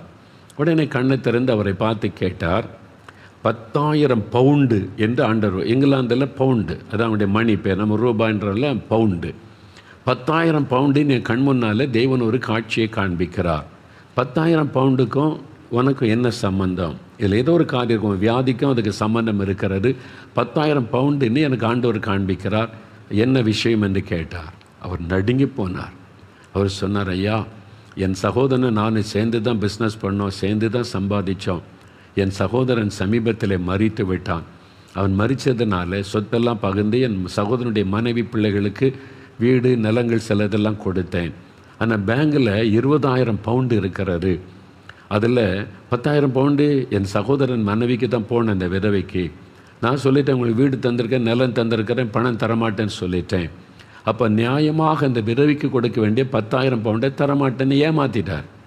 அதைத்தான் ஆண்டவர் காமிச்சு, அதைத்தான் காமிச்சிருக்கிறாரோ, அதுதான் நீ ஒருத்தரை ஏமாற்றி பணம் எடுத்திருக்கிறல்ல, ஒரு விதவை ஏமாற்றி இருக்கல, உன் சொந்த சகோதரனை ஏமாற்றி வஞ்சித்திருக்கிறல்ல, அதான் இந்த வியாதி. சாபம் வந்து விட்டது. உன்னை யாரும் காப்பாற்ற முடியாது, எந்த ஆஸ்பத்திரியும் காப்பாற்ற முடியாது. ஒரே வழி, அந்த $10,000 கொண்டு போய் என் சகோதரன் மனைவிகிட்ட கொடுத்து என்னை மன்னிச்சிரு, ஆசீர்வதின்னு கேளு, அப்போ தான் உனக்கு வியாதி மாறும். அதான் ரிசல்ட்டு. இதை சரிப்படுத்தணும். பார்த்தீங்களா? நிறைய பேர் நினைக்கிற எல்லா பாவமும் செஞ்சுட்டு ஏசிக்கிட்டு வந்து மன்னிச்சிருங்கன்னு கேட்டால் மன்னிச்சிருவார், பரலத்து போகலான்னு நினைக்கிறாங்க. போக முடியாது ஐயா. சகையு பாருங்கள், ஆஸ்திகளில் பாதி ஏழைகளுக்கு கொடுக்கிறார், அநியாயமாய் வாங்கினதை 4 மடங்காக திருப்பி கொடுக்கிறார். ஏசன்னானி ஒரு பாஸ்டர் ஆந்திராவில் எனக்கு நல்ல நண்பர், இப்போ அவர் தேவனுடைய ராஜ்யத்தில் இருக்கு. ஒரு சமயம் ஒரு நடந்த சம்பவத்தை எனக்கு சொன்னார். அவங்க சபை விசுவாசி. ஒரு நாள் சொன்னார், பாஸ்டர் எங்கள் வீட்டில் வந்து மனைவிக்கு ஜெபம் பண்ணுங்க சொன்னோன்னே சரி என்று இவர் போனார். அவருடைய மனைவி மரணப்படுக்கையில் இருக்கிறாங்க. எவ்வளவோ ஜெபம் பண்ணியாச்சு, சுகம் இல்லை. ஆஸ்பத்திரிக்கு போயாச்சு, சுகம் இல்லை. மரணக்கட்டு, எழும முடியல, அவ்வளோதான். உடனே ஜெபம் பண்ணுங்க பாஸ்டர்னு இவர் போய் படுக்க பக்கத்துலன்னு கண்ணை மூடி இயேசுவேன்னு சொன்னார். அவர் கண் முன்னாலே தேவன் ஒரு காட்சியை காண்பித்தாராம். என்னடா இப்படி ஒரு காட்சி வருதுன்னு அவரால் நம்ப முடியல. சொல்ல தோசைக்கல் மாதிரி சப்பாத்தி கல் அது அப்படியே ஆடுதான் அவர் கண் முன்னால். இவர் கண்ணை மூடி இவங்களோட சுகத்துக்கு ஜெபிச்சா சப்பாத்தி கல் ஆடுதான். இவருக்கு புரியல, இது எதுக்கு நமக்கு தெரியுது. 2-3 முறை ஜெபிச்சா 2-3 முறையும் அதே மாதிரி. உடனே இவர் என்ன பண்ணார், கணவரை பார்த்து ஆண்டவர் சப்பாத்தி கல்லை காமிக்கிறாரு, அதுக்கும் உங்களுக்கு என்ன சம்பந்தம் அப்படின்னு கேட்டார். அந்த கணவர் சொன்னார், இது தானே என் மனைவிட்ட சொல்லி கேட்கலையே. இவருக்கு அதிர்ச்சி, என்னது சப்பாத்தி கல்லுக்கு இந்த அம்மா வியாதிப்பட்டதுக்கு என்னங்க சம்பந்தம் இருக்குது. கணவர் சொன்னார், வட இந்தியாவில் நாங்கள் இருந்தோம்ல, அப்போ எங்கள் பக்கத்து வீட்டில் ஒரு நார்த் இந்தியன் ஃபேமிலி இருந்தாங்க. அவங்க தினம் சப்பாத்தி சுடுவாங்க, மெயின் உணவு அவங்களுக்கு அதானே. அப்போ எண்ணெல்லாம் போடாமல் சப்பாத்தி சுட ஒரு கல், நானும் ஏதோ ஒரு கல்லெல்லாம் வாங்கி கொடுத்தேன், இது சரியாக வரமாட்டேங்குதுன்னு அவங்க வீட்டில் இரவலுக்கு கொஞ்சம் கொடுங்க சப்பாத்தி கல்லை, நான் உங்களுக்கு தந்து விடுகிறேன்னு என் மனைவி இரவலுக்கு வாங்கினதை அதில் வச்சு சுட்டு அவங்களுக்கு ரொம்ப திருப்தியாக நல்லா இருந்துச்சு. அந்த கல் மேலே ஆசை வந்து விட்டார். இப்போ அங்கேருந்து அவங்க தென்னிந்தியாவுக்கு திரும்பி வரணும் சொந்த ஊருக்கு. அவங்க இப்போ புறப்படுறாங்க, வேலை முடிஞ்சு டிரான்ஸ்ஃபர் ஆகி வரும்போது பக்கத்து வீட்டிலேருந்து வாங்கின சப்பாத்தி கல்லை திருப்பி கொடுக்கல, அதையும் பேக் பண்ணுறாங்க. அவருடைய கணவர் சொன்னாரா, இது பக்கத்து வீடு அவங்களுக்கு உள்ளதில்லை, அது கொடுத்துடுவான்னா. இல்லை, இது ரொம்ப நல்லா இருக்குது, நம்ம ஊரில் இப்படி கல்லெலாம் கிடைக்காது, இதை கொண்டு போயிடலாம். அவங்களே கேட்கல, மறந்துட்டாங்க. இல்லை அது தப்பு, அடுத்தவங்கள்ட்ட கல்லுக்கு வாங்கின திருப்பி கொடுத்துரு, அல்லது போய் சொல்லு இது மாதிரி எனக்கு தாங்கன்னு கேளு. அப்படிலாம் இல்லை, அவங்களே மறந்துட்டாங்க, சும்மா இருங்கன்னு பேக் பண்ணி கொண்டு வந்துட்டாங்க. இப்போ அந்த வீட்டை தேடி இருப்பாங்கல்ல, ஒரு இரவுலாம் ஒரு கல் கொடுத்தேன் திரும்பி தரலையே, அது அவங்க தேடும்போது நினச்சிருப்பாங்கல்ல, அடுத்தவங்களுடைய பொருளை இச்சிப்பதே ஒரு பாவம், அது அவங்களுக்கு தெரியாமல் திருடி கொண்டு வருவது ஒரு பாவம்.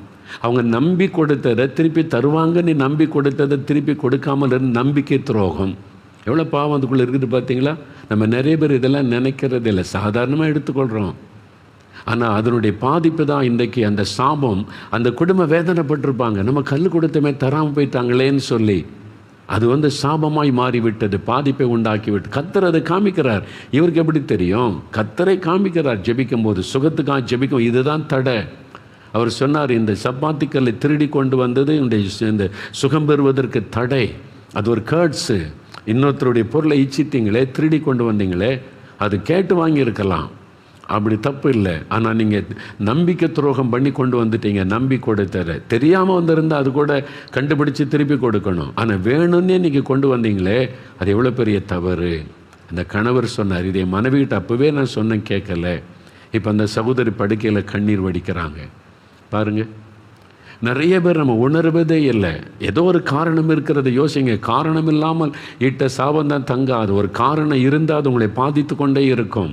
நீங்கள் ஏன் பாதிக்கப்பட்டு கொண்டே இருக்கிறீங்க? ஏன் சுகமாக மாட்டேங்க? ஏன் டாக்டர்ஸால் கண்டுபிடிக்க முடியல? ஏன் மருந்துகள் வேலை செய்ய மாட்டேங்குது? யோசித்து பாருங்கள். சரிப்படுத்தணும். நீங்கள் அடுத்தவங்களுடைய நிலத்தை எடுத்துற ஒரு சப்பாத்தி கல்லுக்கு எப்படின்னா, அடுத்தவங்க நிலத்தை எடுத்துக்கிறது, அடுத்தவங்களுடைய பணத்தை வஞ்சிக்கிறது, நம்பி வேலை கொடுத்தா நம்பிக்கை துரோகம் பண்ணி எஜமானுடைய பணத்தை திருடுவது. ஒரு ஆர்கனைசேஷன்லேருந்து கொஞ்சம் கொஞ்சமாக பணத்தை திருடிட்டு போய் இவர் ஒரு ஆர்கனைசேஷன் ஆரம்பிச்சிருவார். ஆசீர்வாதமாக இருக்குன்னு நினைக்கிறீங்க? சிலர் ஊழியமே ஆரம்பிச்சிருவாங்க. இந்த ஊழியத்தில் திருடி அவர் போய் ஊழியம் ஆரம்பிக்க, அந்த ஊழியத்தை கர்த்தர் ஆசீர்வதிப்பாரா? சாபம். சாபத்தை கொண்டு வரும். நீ திருடிட்டு வந்த, ஏமாற்றிட்டு வந்த, உன்னை நம்பிக்கை கொடுத்ததை நம்பிக்கை துரோகம் பண்ணின, உன்னை நம்பி பொறுப்பு கொடுத்தவங்கள நீ பேசுவது, எழுதுவது, அவங்களுடைய காரியத்தை திருடுவது, பொய்யான காரியத்தை பரப்புவது நம்பிக்கை துரோகம், சாபமாகிவிடும். எல்லாம் அறிந்து கொள்ளுங்க, சாபம். இதை நிறைய பேர் யோசிக்கிறதே இல்லை. நிலங்கள், பொருட்கள், அது மாதிரி சில பணம், உங்களுடைய சகோதரனுடைய சொத்து உங்கள்கிட்ட இருக்கக்கூடாது. ஒரு விதையுடைய சொத்து உங்களுடைய நியாயமாக பிரித்து கொடுத்தீங்களா, அவங்கள ஏமாற்றிட்டீங்களா, அது சாபமாகிவிடும். ஆண்டவர் எல்லாத்தையும் பார்த்து கொண்டு இருக்கிறார். மனிதனை ஏமாற்றல, ஆண்டவர் ஏமாற்ற முடியாது. நீங்கள் காணிக்க கொடுத்தெல்லாம் அவரை சமரசம் பண்ண முடியாது. சரிப்படுத்தி கொடுக்க வேண்டியதை திருப்பி கொடு, அவன் நிலத்தை கொடுத்துரு, அவன் பணத்தை திருப்பி கொடு. அப்போ தான் அந்த சாபம் மாறும். அப்போது மனம் திரும்பணும். முதல்ல விசுவாசிங்க, ஆண்டவர் மன்னிக்க ஆயத்தம். ஆனால் நீங்கள் மனம் திரும்பணும், சரிப்படுத்தணும். அப்போ தான் ஆண்டவர் மன்னிப்பார். சரிப்படுத்தாமல் அடுத்தவங்க பொருளை திருடி வச்சுக்கிட்டு கர்த்தரே மன்னிச்சிருங்க ஆசீர்வதிங்கன்னா எப்படி ஆசீர்வாதம் வரும்? இயேசு கிறிஸ்துகிட்ட அதெல்லாம் நடக்காது. சரிப்படுத்தணும். மூன்றாவது, இயேசுவை நீங்கள் ஏற்றுக்கொள்ளணும். அவர் தான் சாபத்தை மாற்ற முடியும். அவர் மூலமாக தான் அந்த சாபம் ஆசீர்வாதமாக மாற முடியும். அப்போ ஆசீர்வதிக்கிற ஆண்டவர் உங்களுடைய வாழ்க்கையில் வரணும். அவர் தான் சாபத்திலிருந்து விடுதலை கொடுத்து உங்களுடைய லைஃப்பை ஆசீர்வாதமாய் மாற்றக்கூடியவர். ஒரு சமயம் ஒரு குடும்பத்தார் தூர இடத்துலேருந்து என்னை பார்க்க 4 மாடிக்கு வந்திருந்தாங்க. அந்த குடும்பத்தை அவங்க அது பெரிய தாய் தகப்பன், அது மாதிரி ஒரு வாலிப மகள் கையில் குழந்தையோடு வந்திருந்தாங்க. அவருடைய கணவர், ஒரு பெரிய ஃபேமிலி. அதில் எல்லாம் பார்த்தா கிறிஸ்தவங்க இல்லை. அது மாதிரி தான் அவளை பார்த்தோன்னே தெரிந்து விட்டார். அந்த கையில் குழந்தை வச்சுருக்கார் வாலிப மகள் தான் பேசுனாங்க. எங்கள் அப்பா அம்மா என் சகோதரன் என் கணவர் எல்லாத்தையும் அறிமுகப்படுத்திட்டு ஒரு காரியம் சொன்னாங்க. ஐயா, எங்கள் குடும்பத்து மேலே ஒரு சாபம். அது சாபம்னா முன்னோருடைய ஏதோ ஒரு பாவத்தினால சாபம் தொடர்ந்து இவங்களுடைய சகோதரன் சகோதரி அவங்களுடைய கை கால்கள் எல்லாம் ரெட்டையாக இருக்கும், மாட்டுக்கால மாதிரி அப்படி ரெட்டையாக. அவங்களுடைய குழந்தைகள் கூட 2வது தலைமுறையில் பிறந்த குழந்தைகள் கூட மாட்டு கால்களைப் போல விரல்கள் கால் கையில் அப்படி ரெட்டையாக இருக்குமா, அப்படியே விரிஞ்சு ரெட்டையாக. அது எங்கள் கிராமத்தில் எங்கள் சொந்த குடும்பத்தில் பார்த்துருக்குறேன். அவங்களும் அதை சொன்னாங்க. அந்த சகோதரி எங்கள் வீட்டில் அது ஒரு கேர்ட்ஸு. அப்போ அந்த தகப்பனாச்சுன்னா எங்கள் தாத்தா, எங்கள் அப்பா, எங்களுடைய தாத்தா யாரோ ஏதோ ஒன்று பண்ணியிருக்கிறாங்க, அந்த இரத்த பழி சாபமாக தொடருது. அதனால் அவங்க அப்பா பாருங்கள், இந்த சாபம் மாறுவதற்கு என்னென்னவோ பரிகாரம் செய்கிறாங்களே, எவ்வளோ பண செலவு, பெரிய பணக்காரங்க பண செலவு பண்ணி அங்கே இங்கே யார் யார் என்ன சொல்கிறாங்களே எல்லா பரிகாரமும் பண்ணி பண செலவு பண்ணி பார்த்தோம், சாபம் மாறவில்லை. அவருடைய தகப்பனார் வேதனையோடு சொல்லுவாராம், என்ன பண்ணுறதுன்னு தெரியல, நம்ம குடும்பத்தை இந்த சாபம் போட்டு வதைக்கிறது. எங்கள் அப்பா என்ன பண்ணாரோ தெரியல, தாத்தா என்ன பண்ணாரோ தெரியலையே, ஏதோ ஒரு சாபம் தொடருதே அப்படின்னு வருத்தப்படுவாராம். ஆனால் இந்த வாலிப மகள் காலேஜில் படிக்கும்போது இயேசுவை பற்றி அறிந்து கொண்டாங்க. இயேசு சிலுவையிலே சாபமானார், அவருடைய இரத்தத்தின் மூலமாக சாபத்திலிருந்து விடுதலை உண்டாகும் என்பதை அறிந்து கொண்டு இயேசுவை ஏற்றுக்கொண்டேன். இந்த இயேசு எனக்கு வேணும், அவர் தான் என் குடும்பத்தின் சாபத்திலிருந்து என்னை காப்பாற்ற முடியும். இயேசுக்கு தன் வாழ்க்கையை ஒப்பு கொடுத்து இயேசுவின் பிள்ளையாக மாறிட்டாங்க. அவருடைய குடும்பத்தார் ஏற்கனவே சாபத்தில் கஷ்டப்படுறாங்களா, மகள் இயேசு மேலே விசுவாசம் வச்சிருக்கிற பார்த்து ஒன்றுமே சொல்ல, சரிம்மா ஏதோ நீ நல்லதை தேடிக்கொண்ட, நீ அதில் உறுதியாக இருந்துக்க, நாங்கள் எதுவும் தடை சொல்ல மாட்டோம், நம்மளும் என்னென்னவோ பரிகாரம் பண்ணி பார்த்து ஒன்று நம்ம குடும்பத்தில் ஆசீர்வாதத்தை காணும், நீயாவது நல்லா இருன்னு சொல்லி திருமணம் பண்ணும்போது எனக்கு கிறிஸ்தவ விசுவாசிக்கிற பையனை தான் கல்யாணம் பண்ணணும், சரி உன் இஷ்டப்படியே செய்து தருகிறோன்னு கல்யாணம் முடிந்தார். இப்போ கர்ப்பவதி ஆனபோது அவங்கெல்லாம் சொன்னாங்க, உன் குழந்தைக்கும் அப்படி தான் பிறக்கும், ஏன்னா சகோதரன் சகோதரி பிள்ளைகள் எல்லாம் அப்படி தான் பிறந்திருக்க குழந்தைகள், உன் குழந்தைக்கும் ரெட்டைக்கால் ரெட்டைக்கை மாட்டுக்காலை போல தான் இருக்கும். ஆனால் இவள் சொன்னால் இல்லை, என் குழந்தை அப்படி இல்லை, 5 விரல்களோட அழகான குழந்தை இயேசு எனக்கு தருவார். அது எப்படி சொல்கிற அப்படின்னு கேட்டால், இப்போ என் தகப்பன் இயேசு, அவரை நான் என் ஆண்டவராக தகப்பனாக ஏற்றுக்கொண்டேன். இப்போ அவர் தான் என் தகப்பன், நான் இயேசுவின் குடும்பத்துக்குள் வந்து விட்டேன். அப்போ இயேசு என் தகப்பனாக இருக்கிறதுனால அவர் மேலே ஒரு சாபமும் கிடையாது, அவர் ஆசீர்வதிக்கிறவர், அவருடைய ஆசீர்வாதம் தான் எனக்கு வறுமை இல்லாமல் சாபம் என் மேலே பலிக்காது. நம்ம குடும்பத்தில் எல்லாருமே பாதிக்கப்பட்டிருக்கோம், அண்ணன் அக்கா எல்லா குழந்தைகளும் பாதிக்கப்பட்டிருக்கு. யார் பாதிக்கப்பட்டாலும் நான் இப்போ இயேசுவுக்கு சொந்தம், இயேசுவின் குடும்பத்துக்குள்ளே வந்துட்டேன், அவர் தான் என் தகப்பன், ஜீசஸ் ஜெனரேஷன், அவருடைய குடும்பம், அவருடைய ஆசீர்வாதம் தான் வரும். பார்க்கலாம், எல்லாம் சவால் விட்ட பார்ப்போம், குழந்தை பிறகுட்டு பார்ப்போம், பார்க்கலாம். இவள் கண்ணீரும் ஜெபம் பண்ணினாள், ஆண்டவரே நான் உம்முடைய பிள்ளை, நான் நீர் தான் என் தகப்பன், உம்முடைய ஆசீர்வாதத்துக்குள்ளே வந்துட்டேன், எந்த முன்னோருடைய சாபமும் என்னை தொடரக்கூடாது, இயேசுவின் இரத்தத்தின் வல்லமையினால் சாப கட்டுகள் அறுக்கப்பட்டு போகட்டும்னு விசுவாசத்தோடு ஜெபம் பண்ணினாங்க. குழந்தை பிறந்தது. எல்லாரும் ஓடி போய் குழந்தை கை விரல் கால் விரலை பார்த்தாங்க. 5 விரல்களோடு அழகான குழந்தை. அந்த குழந்தையை தூக்கிட்டு வந்த அந்த சகோதரி எனக்கு, ஐயா பாருங்க ஐயா, என்னுடைய குழந்தை ஆண்டவர் அழகான குழந்தை தந்திருக்கிறார், என்னை சாபத்தில் இந்த ஆண்டவர் விடுவித்து விட்டார். ஜெனரேஷனாக சந்ததியாய் தொடர்ந்து வந்த சாபம் மாறிவிட்டது. இயேசுவுக்குள்ளே வந்துட்டா சாபக்கட்டு மாறிவிடும். அது ஆண்டவர் சொல்லுகிற காரியம். வெளிநாடு ஒன்றில் ஒரு கணவன் மனைவி, நல்ல ஆண்டவருடைய பிள்ளைகள், செபிக்கிறவங்க, விசுவாசிகள். அவங்களுக்கு ஒரு பையனும் ஒரு பொண்ணு, 2 குழந்தைகள். ஆஸ்பத்திரியில் ஒரு குழந்தை அனாதையாக விடப்பட்டு விட்டார். தாய் போட்டு விட்டு போய்விட்டாள். அதை கேள்விப்பட்டு இவங்க போய் அந்த குழந்தையை தத்தெடுத்து கொண்டாங்க. சரி, பெண் குழந்தை நாங்கள் தத்தெடுத்து கொள்ளுகிறோம், எங்கள் வீட்டில் குழந்தையாக வளரட்டும்னு சொல்லி சொந்த குழந்தை 3வது குழந்தையாய் வளர்த்து வந்தாங்க. நல்ல அவங்க சர்ச்சுக்கு போவாங்க, ஜெபிப்பாங்க, பிள்ளைகள் எல்லாம் ஆவிக்குரிய வாழ்க்கையில் வளர்த்து வந்தாங்க. எல்லாம் நல்லா போச்சு. 3 பிள்ளைகளும் டீனேஜ் பருவம் வந்த உடனே தத்தெடுத்த அந்த பெண் குழந்தை வழி தவற ஆரம்பித்தாள், தப்பாய் நடக்க ஆரம்பித்தாள், உலக போக்கிலே போக ஆரம்பித்தாள். இவங்க ரொம்ப பாரமாயிற்று. மற்ற 2 பிள்ளைகளும் நல்லா இருக்காங்க, இந்த பிள்ளை மாத்திரம் பாவத்தில் ஒரு மாதிரி கேடான வழிகளிலே போகிறாள், தாறுமாறாய் நடக்கிறாள், பாய் ஃப்ரெண்டு, குடிக்கிறது, வெறிக்கிறது, அப்படிலாம் போகிறாள். இவங்க கூப்பிட்டு சொன்னாங்க, நம்ம ஆண்டவருடைய பிள்ளைங்க உலக மக்களைப் போல் இருக்கக்கூடாது, நம்ம ஆண்டவருடைய பிள்ளைகள் எவ்வளோ சொல்லி பார்த்தாங்க, சரி சரின்னுமா அப்படி தான் வாழுவாள். அப்போ ரொம்ப இவங்களுக்கு துக்கமாகி விட்டது. இவளை சொன்னாலும் கேட்க மாட்டேங்கிறா, கண்ட்ரோல் பண்ண முடியல, என்ன பண்ணுறது? இவங்க ஆண்டவர்கிட்ட போய் தாயும் தகப்பனும் உபவாசம் பண்ணி ஜெபித்தாங்க. ஆண்டவரே, இந்த மகள் இப்படி பண்ணுறாளே, நாங்கள் என்ன செய்கிறது? அப்போ ஆண்டவர் ஒரு காரியத்தை வெளிப்படுத்தி காண்பித்தார். நீங்கள் தத்தெடுத்து வளர்த்தீங்களே அந்த மகள், அவளுடைய தாய் ஒரு வேசியாக வாழ்க்கை வாழ்ந்தவள். அவள் ஒழுக்கக்கேடான வாழ்க்கை வாழ்ந்து ஒரு வேசிக்கு பிறந்த குழந்தை அது. அவள் இந்த பாவத்தில் பிறந்ததுனால அந்த தாயினுடைய கேர்ட்ஸ் ஃபாலோ பண்ணுது, அந்த சாபம் அவளை தொடருகிறது. அதனால் அந்த டீனேஜ் பருவம் வந்த உடனே அந்த ஆவி அவளை தாக்கி அவளை பாவத்துக்குள்ளே கொண்டு போகிறது. அது சாபத்தினால் வந்தது. அப்போ தான் அவளுக்கு ரகசியம் வெளிப்படுத்தப்பட்டது. இப்படி ஒரு காரியம் இருக்குதா ஆண்டவரே, அப்போ நாங்கள் என்ன பண்ணுறது? இந்த மகளை சரிப்படுத்த ஆண்டவர் ஒரு ஆலோசனை கொடுத்தார். அவகிட்ட விவரத்தை சொல்லி அவள் தான் தீர்மானம் எடுக்கணும், ஒன்று சாபமா ஆசீர்வாதமா. அவள் எனக்குள்ளே வந்தால் ஆசீர்வாதம், நான் இப்படி தான் வாழ்வேன் என்றால் சாபம். அவள் தான் முடிவு எடுக்கணும். அவளை முடிவெடுக்க வைத்து நீங்கள் ஜெபிச்சிங்கன்னா என் ரத்தத்தின் வல்லமினால் சாபம் மாறும் என்று ஆண்டவர் சொன்னார். ஒரு நாள் இந்த மகள் வந்த உடனே உட்கார வைத்து தாயின் தகப்பன் உட்கார்ந்து அப்போ தான் சொன்னாங்க, நீ எங்களுக்கு பிறந்த பிள்ளை அல்ல, உன் ஆஸ்பத்திரிலேருந்து தத்தெடுத்து கொண்டு வந்தோம், நீ ஏன் இப்படி தாறுமாறாக நடக்கிறேன்னு ஆண்டவர்கிட்ட ஜெபித்த போது ஆண்டவர் எங்களுக்கு தெளிவாக ஒரு காரியம் சொன்னார். உன்னுடைய தாய் அவள் விபச்சார வேசித்தனத்திலே வாழ்ந்து அதில் பிறந்த குழந்தை தான் நீ, அதனால தான் ஆஸ்பத்திரியில் போட்டுவிட்டு போய்விட்டாள். இப்போ உன்னுடைய தாயினுடைய பாவம் சாபமாய் உன்னை தொடருது. அதனால் தான் அந்த குறிப்பிட்ட வயசு வந்த உடனே அந்த சாபம் உன்னை தாக்கி சாத்தான் அதன் மூலமாய் உன்னையும் வழி தப்ப பண்ணுகிறான் அப்படின்னா அவள் அழுதாள். இவங்க சொன்னாங்க, இப்போ 2ல் 1, நீ தான் தீர்மானிக்கணும்.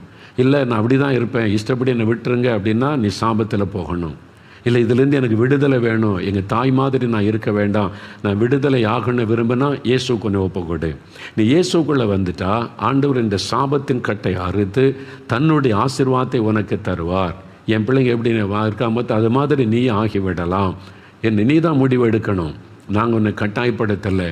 சொன்ன அவள் யோசித்து ஒரு முடிவு எடுத்தாள். நான் இந்த சாபத்தில் போக விரும்பலை, நான் இயேசுக்குள்ளே வர்றேன், என்னை ஆசீர்வதிக்கணும்.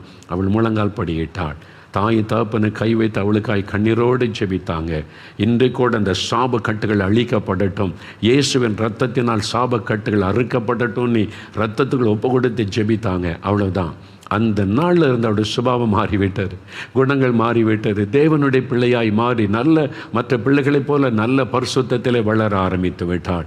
சாபக்கட்டு அறுக்கப்படாட்டா பிள்ளைகள் அப்படி தான். இன்றைக்கி நிறைய பிள்ளைகள் வழி தப்புறாங்க, குடிக்கிறாங்க, துன்மார்க்கத்தில் போகிறாங்க. தகப்பனுடைய பாவம் தொடர்ந்து சாபமாய் வரக்கூடும். அந்த கட்டை நீங்கள் அறுக்காட்டா அவங்க விடுதலை உண்டாகாது. சில நோய்கள் சாபமாய் சந்ததி சந்ததியாய் தொடரும். அது நீங்கள் அந்த கட்டுகள் அறுக்கப்பட ஜெபிக்காட்டா அது தொடர்ந்து உங்களை பாதித்து கொண்டே இருக்கும். வறுமை, இழப்புகள், நஷ்டங்கள், மரணங்கள் என்று தற்கொலை, சில குடும்பத்தில் தொடர்ந்து தற்கொலை. ஐயோ ஒருத்தருக்கு மாத்திரம் தற்கொலை பண்ணி சாகுறேன், வருஷத்தில் ஒருத்தர் செத்துக்கிட்டே இருக்காங்கம்பாங்க. அது ஒரு சாபம். அந்த சாபத்தில் கிரியை செய்கிற ஆவி. அப்போ இயேசுக்கு உங்களை ஒப்பு கொடுத்து அவருக்குள்ளே வரும்போது அவருடைய ஆசீர்வாதத்துக்குள்ளே நீங்கள் வர்றீங்க. அவர் தான் சாபத்தை மாற்றி ஆசீர்வதிக்கிற தேவன். சாபத்தில் இந்த விடுதலை இலவசம். இந்த பரிகாரன்ற பேரில் எத்தனை லட்சம் செலவு பண்ணாலும் பணம் செலவு பண்ணி விடுதலை பெறவே முடியாது, அறிந்து கொள்ளுங்க. பாவத்தில் இந்த விடுதலை, சாபத்தில் இந்த விடுதலை இலவசம். அது ஆண்டவர் நமக்கு கொடுக்குற ஆசீர்வாதம். பணம் கொடுத்தல வாங்க முடியாது. அது பிசாசனுடைய தந்திரம், ஏமாற்றுகிற காரியம். அதனால் விடுதலை வராது. கடைசியாக 4வது ஒரு காரியம், இப்போ என்ன செய்யணும்? ஜெபிக்கணும். முதல்ல விசுவாசிங்க, 2வது மனம் திரும்புங்க, 3வது இயேசுவுக்கு உங்களுடைய வாழ்க்கையில் இடம் கொடுத்து அவருக்குள்ளே வந்துடுங்க, 4வது ஜெபிக்கணும். அறிக்கை செய்து ஜெபிக்கணும். எப்படி ஜெபிக்கணும்? ஆண்டவரே, இந்த சாபத்தை சிலுவையில் சுமந்தீங்க, உங்களுடைய ரத்தத்தினால சாபத்தில் விடுதலை உண்டுன்றதை விசுவாசிக்கிறேன். இப்போ என் மேலே, என் குடும்பத்தின் மேலே இருக்கிற சாபக்கட்டுகள் அறுக்கப்படணும். என் பிள்ளைகளை தொடர்ந்து வருகிற சாபக்கட்டு அறுக்கப்படணும். இயேசுவின் நாமத்தில், இயேசுவின் ரத்தத்தின் வல்லமை எங்கள் மேலே, எங்கள் குடும்பத்தின் மேலே தெளிக்கப்படட்டும். இன்றைக்கு இயேசு கிறிஸ்துவின் நாமத்தில் இந்த சாபக்கட்டு அறுக்கப்படட்டும்னு ஜெபிக்கும் போது கட்டுகள் அறுக்கப்படும். உடனே மாற்றம் உண்டாவதை நீங்கள் காண்பீங்க.